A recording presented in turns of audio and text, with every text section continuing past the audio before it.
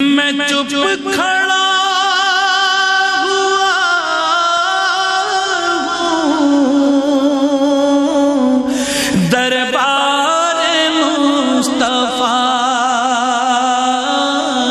میں، اور آنکھوں سے بسم اللہ الرحمن الرحیم۔ ہم نے سلسلہ شروع کیا تھا ویڈیوز کا کہ رمضان شریف میں پہلے عشرہ کے اندر اس کے مطابق آپ کو اوراد اور وظائف کو شکردار کرنے کی سعادت حاصل کریں گے۔ تو پہلی ویڈیو میں ہم نے اللہ رب العزت کی ذاتی تعریف کے بارے میں آپ کو وضاحت سنائی ہے۔ تو آج کی اس دوسری ویڈیو کے اندر پارٹ 2 کے اندر ہم آپ کو شکردار کرنے کی سعادت کرنے جا رہے ہیں۔ جو شخص یہ چاہتا ہے کہ اللہ رب العزت اس پر ذاتی طور راضی رہے اور اس پر رحم نازل ہوتا ہی رہے، جہاں وہ جائے جائز مقصد کے لیے قدم اٹھائے، اللہ رب العزت اس کے لیے رحمتیں ہی رحمتیں نازل فرمائے۔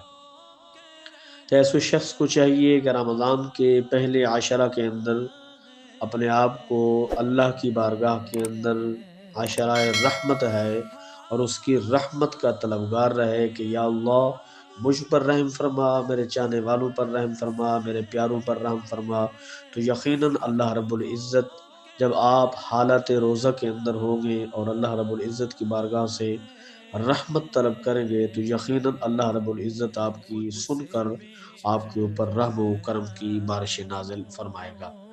دعا آپ نے پڑھنی ہے، جتنا ہو سکتا ہے آپ سے آپ نے اس دعا کو پڑھنا ہے۔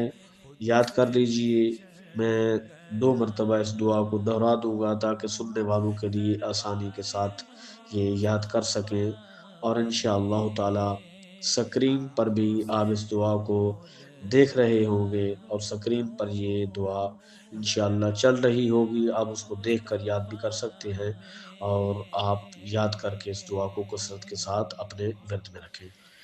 اللہم ارحمنی برحمتک یا ارحم الراحمین، اللہم ارحمنی برحمتک یا ارحم الراحمین۔ سے جا